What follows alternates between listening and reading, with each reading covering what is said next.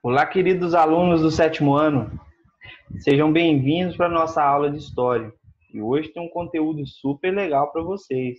São as guerras de conquista entre o Império Inca e os espanhóis, ok? Vamos investigar aí como ocorreu a conquista do Império Inca e identificar algumas formas de resistência dos povos nativos.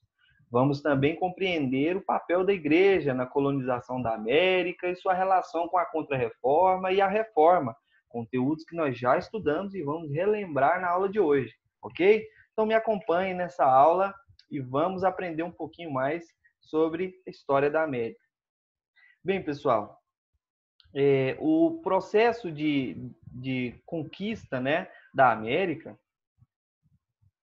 Espanhola, mais especialmente a conquista do Império Inca, se deu de uma forma, em um contexto histórico muito específico. Por quê?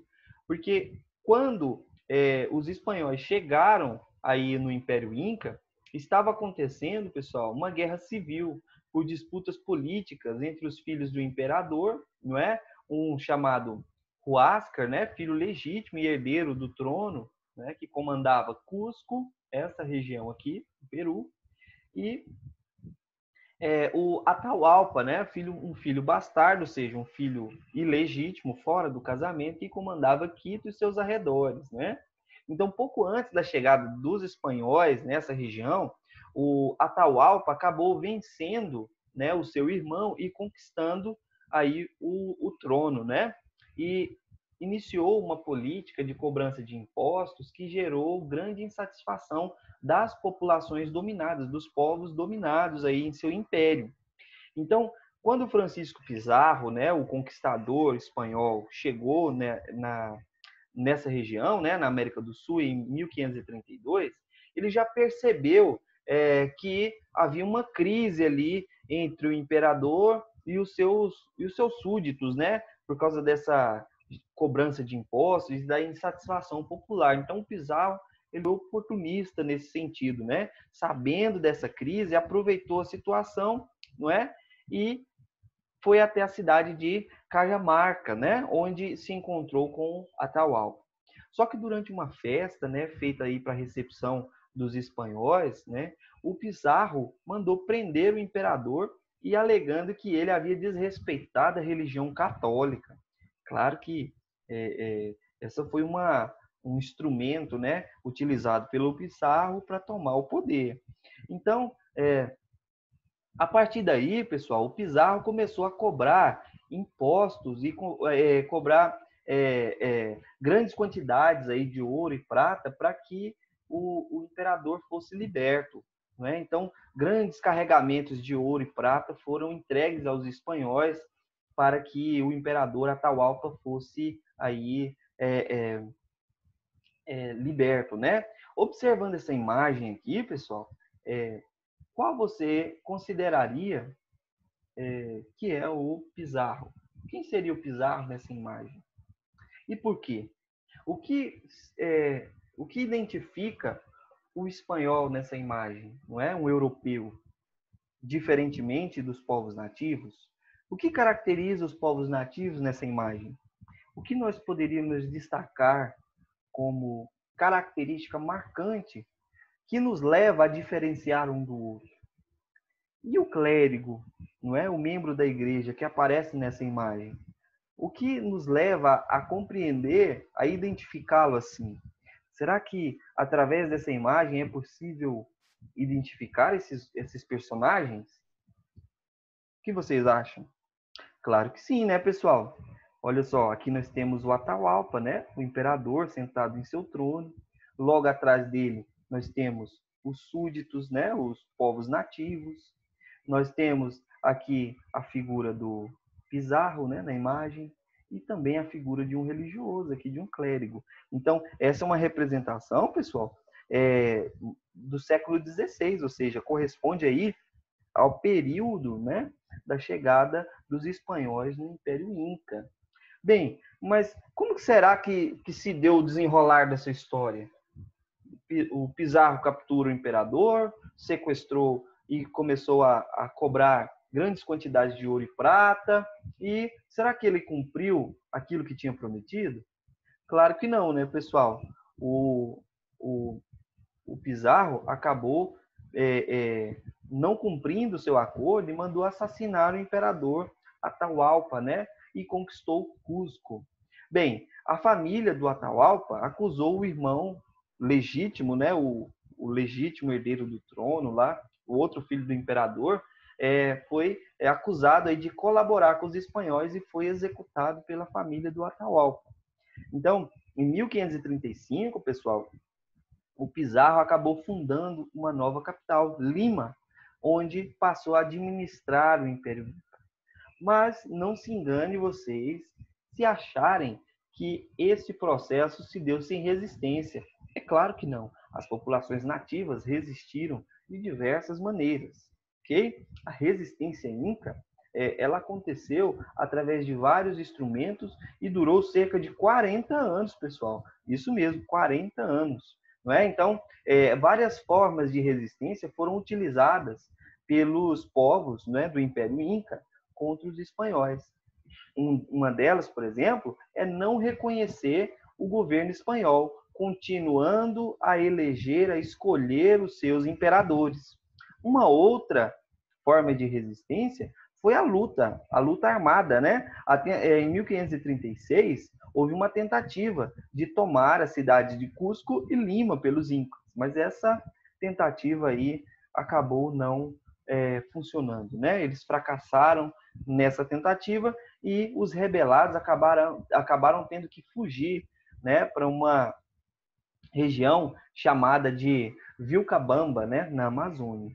Então, pessoal, esse processo de resistência, nós podíamos citar outros, né, como, por exemplo, a embriaguez, não é? O aborto, a diminuição do ritmo de trabalho, não é? A rejeição em aprender a tradição, os valores espanhóis, europeus, a rejeição em aceitar o catolicismo como religião. Então, tudo isso são formas de resistência, resistência cultural, de proteger o seu legado, a sua tradição, a sua cultura.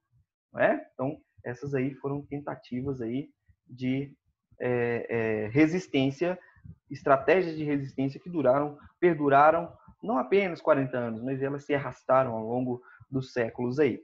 A resistência armada, propriamente, à imposição dos espanhóis, ela durou cerca de 40 anos, mas a gente poderia citar outras, né? Outras formas de resistência que perduraram ao longo da história, né? A resistência, como por exemplo, a resistência cultural, a proteção de sua própria cultura, pode ser considerada uma forma de resistência, né? Então, em 1572, pessoal, o último imperador inca, Tupac Amaru, foi derrotado pelos espanhóis. E no processo das guerras de independência e no século XIX, nós vamos ter a retomada desses valores, né, desses imperadores, e ela será aí utilizada como símbolos de resistência contra o domínio espanhol na América Espanhola, ok? Bem, administração colonial, pessoal, como é que foi implantado um sistema de controle de administração aí na América Espanhola? Nós temos algumas características, né? Como, por exemplo, as estratégias de dominação, mas, inicialmente, o rei espanhol, né, tentou criar medidas para evitar o extermínio da população nativa, mas sempre deixando muito claro que a imposição da autoridade dos europeus seria necessário sobre os povos americanos. Então, nós temos aqui um primeiro instrumento na colonização, um primeiro aspecto da colonização, que é o papel da igreja. Bem, nós vimos nas aulas passadas, pessoal, que a igreja, no século XVI, estava enfrentando alguns problemas decorrentes aí da reforma protestante, da crítica, né, vindas aí do Martinho Lutero, principalmente, né, o calvinismo, né, e perdeu muitos fiéis. Com a chegada dos europeus na América, e também as informações de que havia muitos povos que desconheciam o catolicismo, né, Então a igreja viu na América um grande terreno, não é, para evangelização.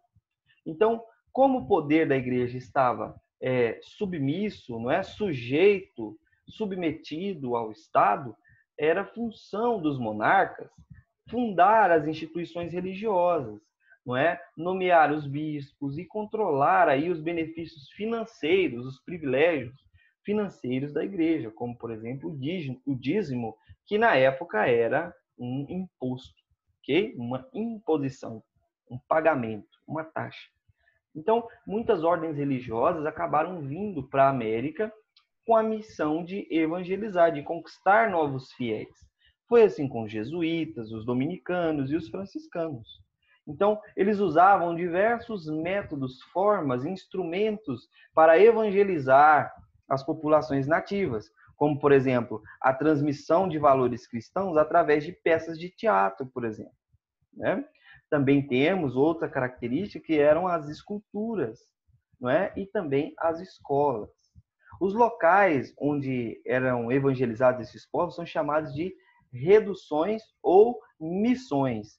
E esses povos, pessoal, muitas vezes eram aglomerados, eram colocados, né, nessas reduções contra a sua própria vontade e junto com povos inimigos históricos uns dos outros. Então acabava acontecendo muitos conflitos entre eles, né? muitas lutas entre eles.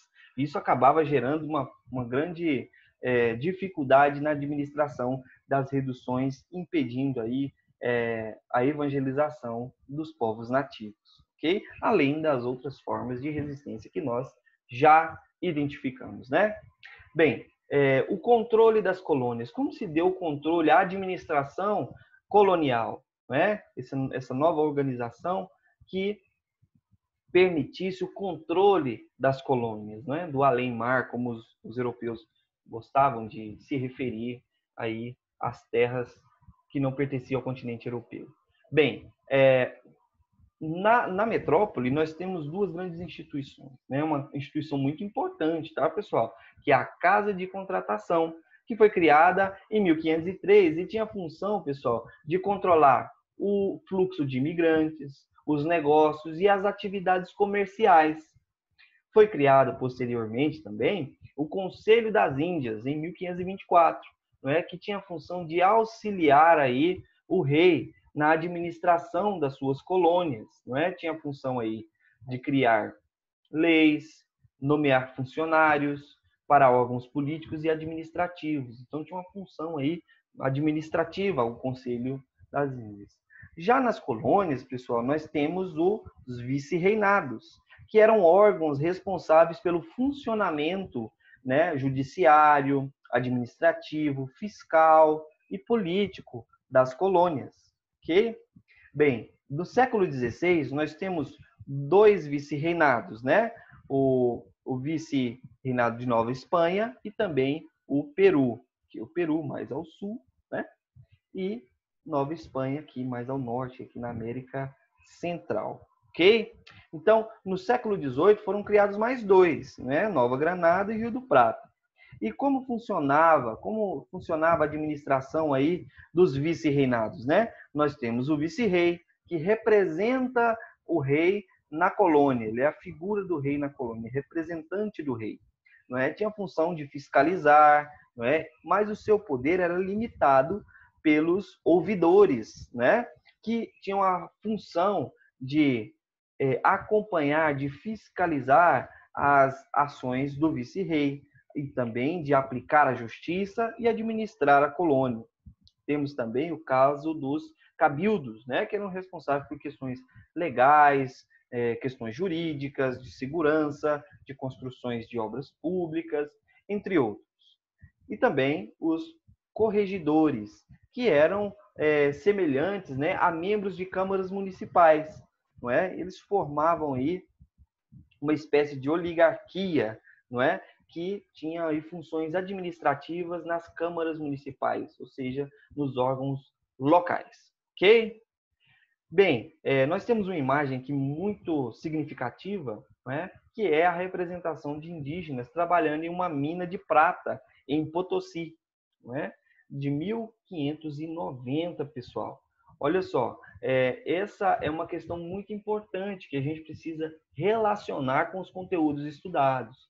Eu sei que nós estudamos anteriormente, como, por exemplo, o mercantilismo, né? Um dos motivos das nossas aulas, um dos assuntos aí, muito trabalhados nas nossas aulas, foi o mercantilismo, que tinha algumas características, foram algumas práticas adotadas aí pelos estados absolutistas, que nós consideramos assim, né? Os estados em que o poder está centralizado nas mãos dos reis, e nós utilizamos aí esse recurso, essa ferramenta, para entender algumas práticas chamadas de mercantilismo, como, por exemplo, o protecionismo, a balança comercial favorável, não é? O pacto colonial e o metalismo. Aqui, pessoal, nas colônias, todas essas ideias, todas essas práticas, elas vão ser instrumentos de controle, de exploração das colônias. Então, é importante que nós não nos esqueçamos, a colonização da América deve estar inserida nessa lógica mercantilista, ok? Então, a América acabou se tornando uma grande fornecedora de riquezas para as metrópoles europeias, através dos metais preciosos, das riquezas, das matérias-primas. Então, logo, a América já passou a seguir aquela lógica do pacto colonial, ou seja, as colônias elas podem apenas praticar o comércio com as suas metrópoles, tem um controle disso, né? E aí nós vimos a função aí dos vice-reinados, né? Do Conselho das Índias, não é? Então, são da Casa de Contratação, que tem funções administrativas, né? Tanto na colônia quanto na metrópole. Então, a América Espanhola passou a seguir essas regras, né, do monopólio comercial da metrópole. O que é o monopólio? É o controle que a metrópole exerce sobre as suas colônias. Então, as colônias só podem exportar suas matérias-primas para as metrópoles e as metrópoles vendem seus produtos manufaturados para as colônias, obrigatoriamente. Ok? Então, a mineração foi a principal atividade nessa lógica da exploração a partir de 1530, não é? E as fontes de riqueza que estavam aí no Peru, né? Como essa montanha de prata que está representada aí em Potosí, não é? Acabou aí sendo muito explorada, gerando muita riqueza, acumulação de riquezas aí pelas metrópoles europeias. É claro que nós estamos citando aqui o exemplo da Espanha, não é isso? Então, o ouro do México, a prata do Peru, não é? Acabou gerando o enriquecimento da Espanha, do reino espanhol, do Estado espanhol, e acabou gerando o desenvolvimento de atividades secundárias, outras atividades que auxiliavam, não é, a exportação, a exploração desses recursos, como, por exemplo, dentro das colônias, a criação de casas, construção de casas, de armazéns, de igrejas, lojas. Então, atividades comerciais dentro da colônia começaram a acontecer, o comércio de roupas, de alimentos, a criação de animais para o transporte, né, como mulas e cavalos. Então, toda uma dinâmica vai sendo criada dentro das colônias, ok? Beleza? Bem, pessoal, gostaria de corrigir um exercício com vocês, porque ele vai ter uma função aí de revisão para nós, ok? Vamos lá na página 308, corrigir a atividade número 1, aí o exercício número 1, página 308, beleza? E essa atividade, pessoal, ela está relacionada com as impressões dos europeus quando chegaram no continente americano. Vamos acompanhar? Diz assim: o que surpreendeu os europeus quando eles chegaram ao continente americano? O que chamou a atenção dos europeus quando chegaram aí no continente americano? Bem, pessoal, nós poderíamos colocar aqui como aspectos impressionantes, né? A diversidade, né? Natural, natureza diferente, diferentes animais, diferentes espécies, né? a diversidade natural e as práticas culturais, né? Então, práticas culturais que eram muito diferentes, que eram muito distintas, né? Vamos usar assim, muito distintas, diferentes de tudo que conhecia, de tudo que conhecia. Ou seja, é um outro mundo, um novo mundo, não é verdade? Então, quando os europeus, os espanhóis, chegaram na América, o que chamou a atenção deles, entre outras coisas, mas principalmente, foram as belezas naturais, as diferenças da vegetação, das espécies de animais, de plantas, e também os hábitos culturais dos povos nativos que aqui habitavam. Ok? Beleza? Bem, pessoal, essa foi a nossa aula de hoje. Espero que vocês tenham gostado aí de estudar o processo de conquista do Império Inca, as formas de resistência, a administração colonial. E na próxima aula nós nos encontramos para discutir um pouquinho mais, para aprender essa belíssima disciplina que é a história. Tchau, tchau, forte abraço e até o nosso próximo encontro.